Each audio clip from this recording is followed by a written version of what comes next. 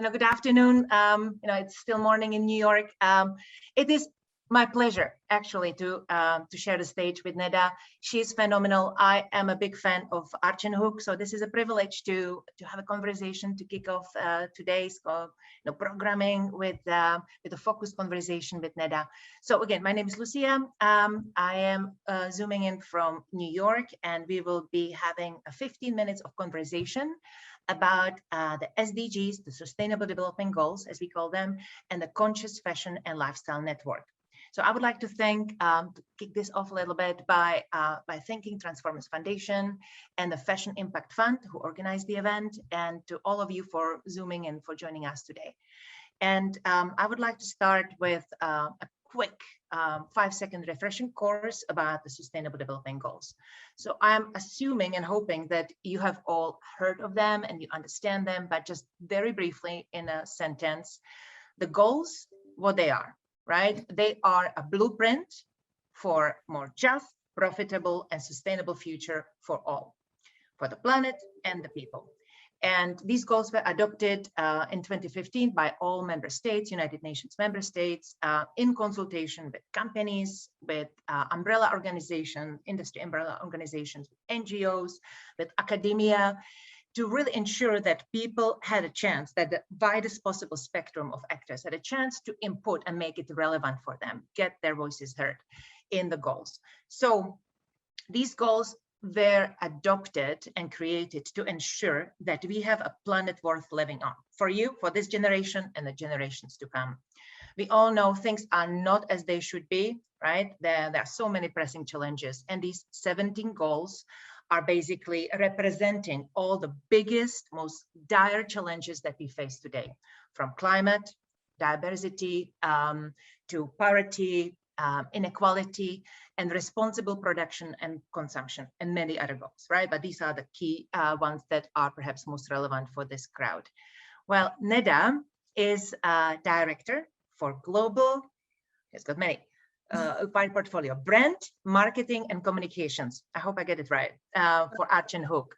And Arch and Hook is a company that is innovative, and they focus on sustainable hangers and other products that we will discuss today.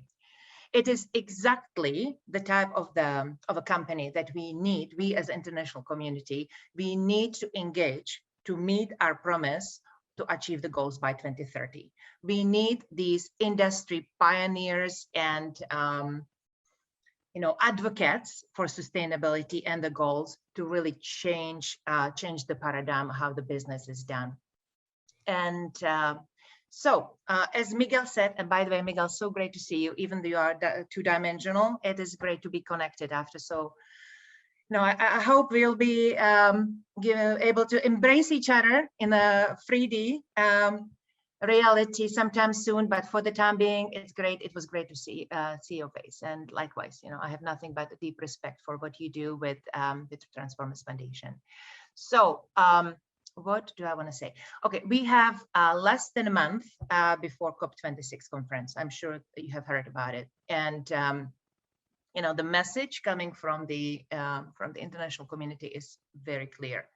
The time for action is now, right? There is no time to stale right now, and everyone has a role to play, to contribute, and something to do. We can't just be sitting still on the moving train, and that's why we are here with you today. So, and before I kick it, before I give the floor to NEDA, who has many important and amazing things to say, I just want to reflect.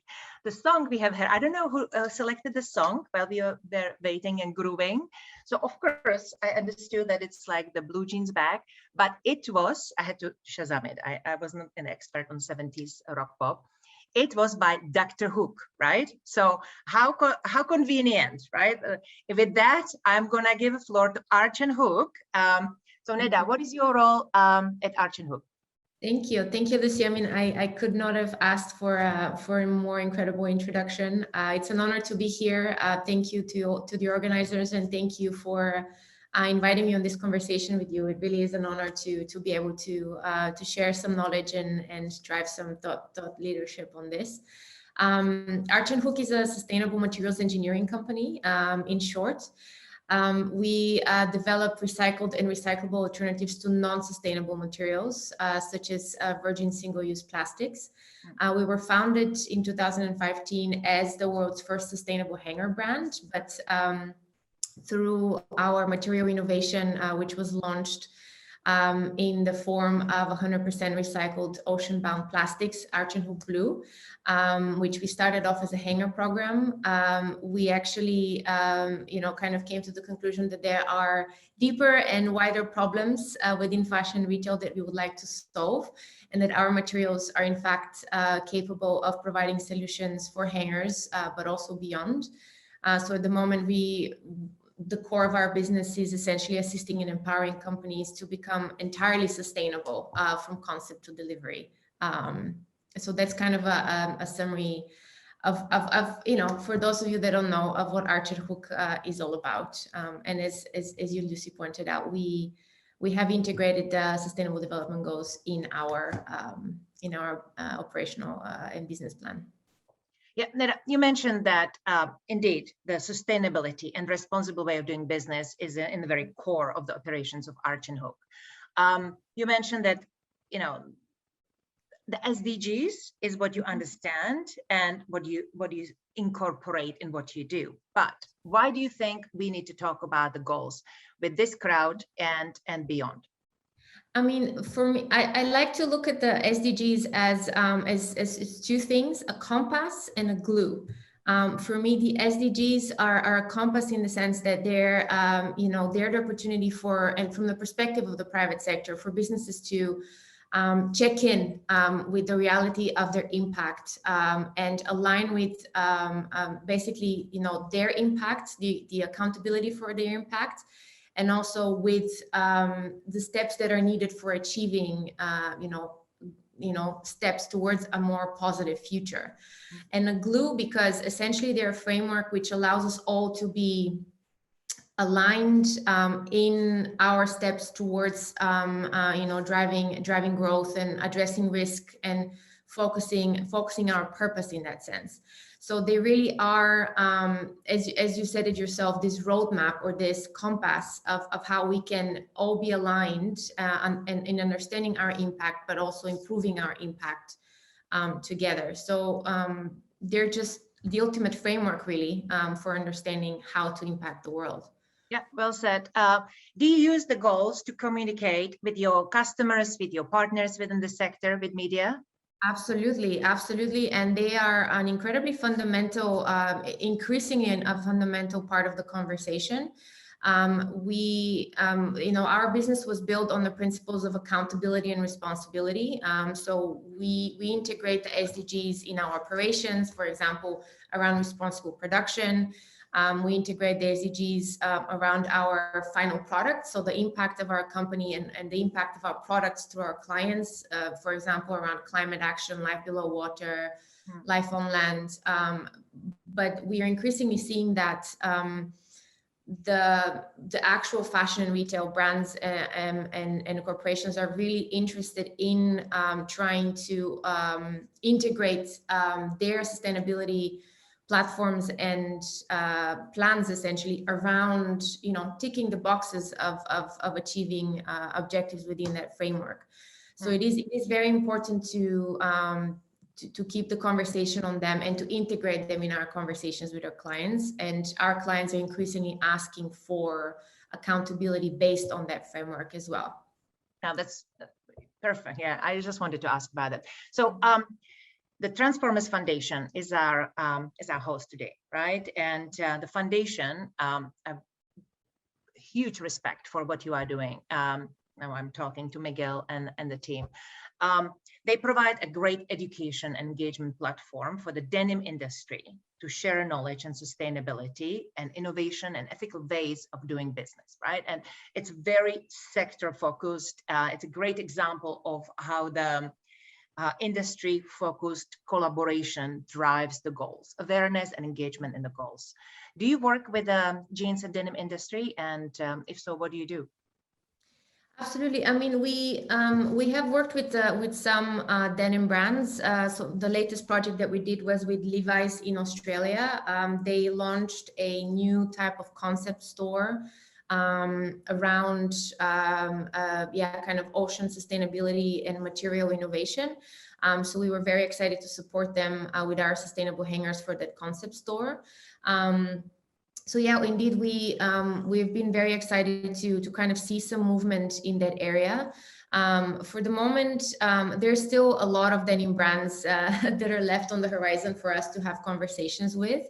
But it's an important opportunity to, I think, to reiterate, you know, that sustainability has to be holistic. It has to really be about you know, the transportation of your goods just as much as your goods, the packaging of your goods as just as much as your goods, even the retail environment.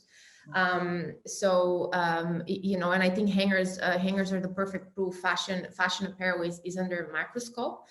And I know a lot of the conversations at this event are around the garment, and it's a huge challenges there. And I'm by no means an expert. I'm surrounded by experts on the topic. But there's also a lot of challenges that come with everything around the actual products. So NEDA, just to throw in some numbers, when I first learned a couple of years ago about what you do and the whole scale of the one-time use plastic hangers, I was astonished, right? There are billions, and I need you to clarify exactly the number. You know, the research differs, but let's agree on some average. Like, there are billions of plastic hangers disposed every year, right? Some of them are used just for one time. They're from virgin plastic. How many billions is it? Yeah, I mean, at the moment, the worst part is that we don't really know. But what we're estimating is 150 billion plastic hangers are discarded every year. Yeah. So it's shocking. Yeah. So for me, I felt it's such a tangible, well-defined issue that is clearly wrong, right? It's not up for debate, that we should be able to tackle it and just like as a stepping stone towards more sustainable fashion industry that has been traditionally contributing to to pollution and to having very negative impact from the water consumption, energy, the dyes, you name it. And I know that you have really tackled the issue of hangers, but you have also started expanding to other products. Can you briefly just introduce that, and then we move on to another question? Yeah, I mean, it's an ecosystem, and fashion is an ecosystem in itself. If your products are sustainable, but you're still transporting them, on 100 million, or discard 100 million. A million, like plastic hangers every year, can you really call yourself sustainable? So we like to look at the problem really as empowering fashion to be a sustainable ecosystem in the full sense of the word. Indeed, we're through the material innovation that we've developed, we have expanded our product portfolio as such. So we really are looking at what we call the category of goods not for resale. So essentially everything around the actual for sale products that fashion retail, works with. And essentially we really want to empower the industry to become as sustainable as possible. And that includes, everything around the actual garment or product for sale. So that's our ambition, holistic sustainability. And I think that customers really begun to care, right? And it's not just the niche group, but people really care. Like, they don't want to have all these plastic hangers and throw them away at home because they can't use them. They don't want the excessive packaging that is not necessary. So I think you are spot on. The last question, I know that we are on the clock. We have to shift. And the last question to you before we open the floor is about the Conscious Fashion and Lifestyle Network. So this network is a platform hosted by the United Nations with the objective to showcase action and report progress and share solutions that are being driven, that are being implemented by the fashion industry with the aim to advance sustainability and contribute to the Sustainable Development Goals, right? So it's a free, transparent platform that invites everyone who is doing something good, relevant to SDGs, be it from climate, energy, water consumption, social and work conditions impact. They're all invited to tell the story, right? And you have been one of the first one, if not the first one, to share your commitment, your work on this platform that was launched recently, a couple of months ago. Can you please tell us, why did you do that? What has driven this? Yeah, and proudly so. I mean, it's a very simple answer. We cannot achieve what we need to achieve without cross-sector collaboration and you know, a widespread adoption of policies or of objectives. If we put aside our commercial rivalries and actually demand transparency and accountability, if we push forward education and knowledge sharing, we will be aligned and we'll be able to achieve the goals together. At the moment, there is also so much going on the, you know, on the topic of innovation, of sustainability, but there's so much, there's, you know, we're starting to also get into the situation of not understanding who's doing what. And you know, essentially, what are we, you know, we're all working on the same thing, but if we're not aligned, collaborating, if we're not transparent and accountable together, it won't be a very effective and successful way forward. So it really is about working together, convening based on these thematic interests, such as the SDGs, and coming together within this framework. And that is why the Conscious Fashion Lifestyle Network is such an important platform for us, because it's an opportunity for us to connect and align and just work together forward. Okay, so absolutely, I'm looking at the questions now. So I just want to quickly comment on this and move to the question posted by Angela. So yes, a lot is going on. There is such a, people care, companies care, and things are happening, but it's very fragmented, right? And great ideas are being piloted, spearheaded, and as you said, we need to have understanding who is doing what, so we don't necessarily replicate, or we can collaborate and achieve better, cheaper, more scaled results, right? That's why we have launched this this platform, and we are inviting everyone to register. The platform is being now refreshed, and it's going to reopen for registration in a few weeks. So please join us, check it out then, and let us know what you are doing. So moving to the question, and please, Miguel and Mohsin, give me a sign when we have to like jump off and when we run out of time. So there's one question. What is the difference between the plastics that are being used and sustainable hangers? Great question. At the moment, majority of the plastics that are being used for hangers are made from a plastic called polystyrene. The problem with that material is that while it's very cheap and affordable for the brands, it is not truly recyclable. It can only be downcycled into because essentially the material integrity falls, degrades. So if you want to make it back into the same product or into or upcycle it, you have to inject virgin plastic material again. And that is, we want to put an end to the exponential, addition of plastic waste. We want to create circular solutions, so truly recyclable solutions, and that can only be done from higher grade thermoplastics, like the thermoplastics that we use, which can be infinitely recycled. So that's a very short, very simplified answer to your question. I've got a question. I know there's a couple that are coming in now.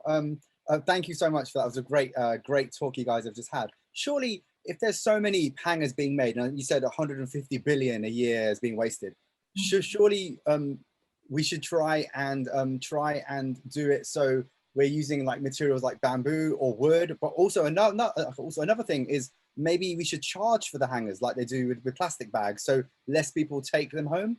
I don't know. I'm not a fan of charging people, but that will stop people taking the free hangers, right?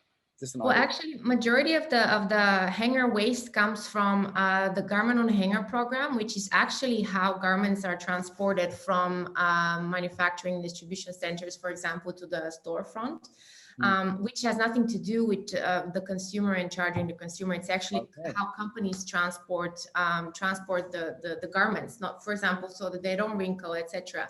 So that's a huge volume goes there, and those are by definition until recently, which is what we're trying to change, just discarded. They're really single use, and they're also always the cheapest ones, which is this type of plastic that cannot really be recycled.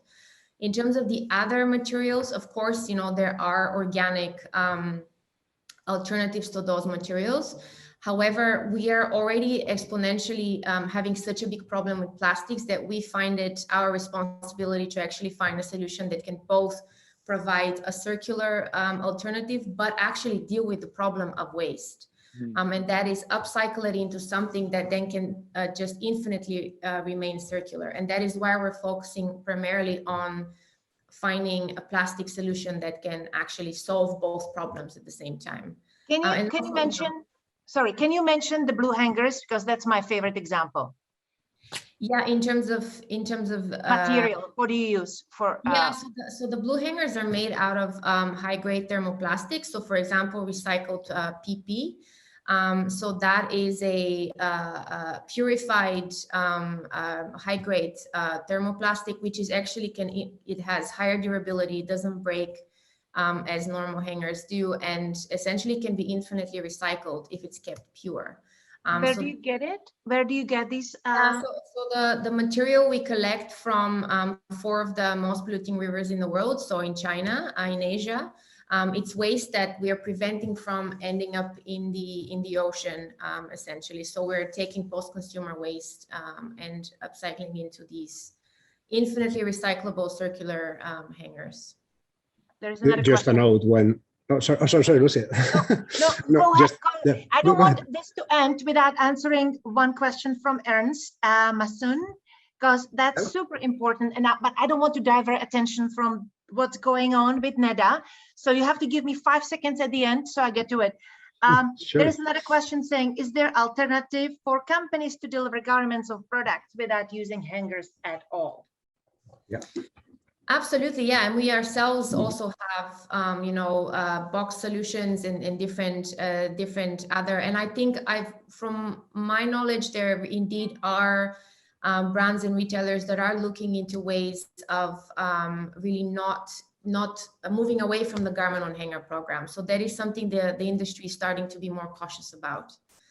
So we have to end it quite soon. I'm so sorry. I know, Lucie, you wanted to ask one more question. So quickly get that question in. Ernst is asking, is it unethical for the UN or international organization to get involved in practices of private business? Absolutely no, right? There is a whole entity at the UN called Global Compact that has mission to engage private sector, private companies to ensure that we are on the right track, that the private sector is helping us to reach the goals and other practices, anti-corruption measures and all that. Without engaging the private sector, we have a beautiful set of norms, but we need the companies, the businesses, to actually help us implement it through their business core. And Arch and Hook is a perfect example of that. So the SDGs, they're created in consultation with the private sector, with companies, to ensure that there was a buy-in from the sector. So this is purely ethical. All right, this was excellent. Thank you so much, everyone. We could continue, but we have other fantastic speakers coming up. There's more questions coming, so maybe you can hang around for 5 minutes and just check the questions and maybe answer them for us. That'll be amazing. But thank you, Lucie and NEDA, for your time today, and always a pleasure. And see you again next time. Amazing. Thanks so much. Thank you, Lucie. Thank you, NEDA.